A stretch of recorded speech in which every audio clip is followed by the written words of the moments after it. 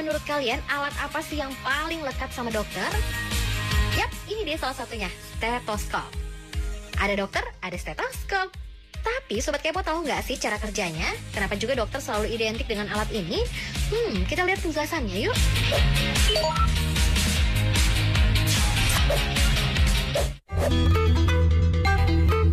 Pada dasarnya, stetoskop adalah sebuah alat medis yang digunakan untuk mendengar bunyi dan suara di dalam tubuh.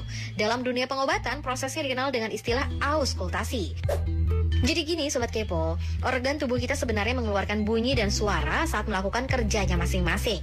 Stetoskop biasanya digunakan untuk mendengar suara di sistem pernafasan, pencernaan, atau juga di aliran darah. Nah, para dokter sudah dilatih untuk mendengar hal ini sehingga bisa mendeteksi kelainan jika ada bunyi dan suara yang tidak biasa. Dengan menggunakan stetoskop, dokter bisa fokus mendengarkan sumber suara tanpa terganggu bunyi lain. Sebelum adanya stetoskop, ahli kesehatan harus menempelkan telinganya langsung ke tubuh pasien. Bahkan mereka kadang-kadang harus menggoyang-goyangkan tubuh pasien untuk mendengar kelainan di organ dalam.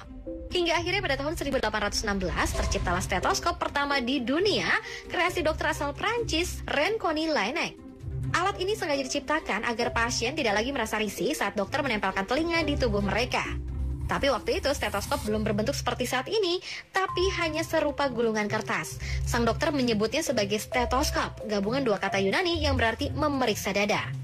Karena hanya memiliki satu saluran, desain ini disebut dengan istilah monaural.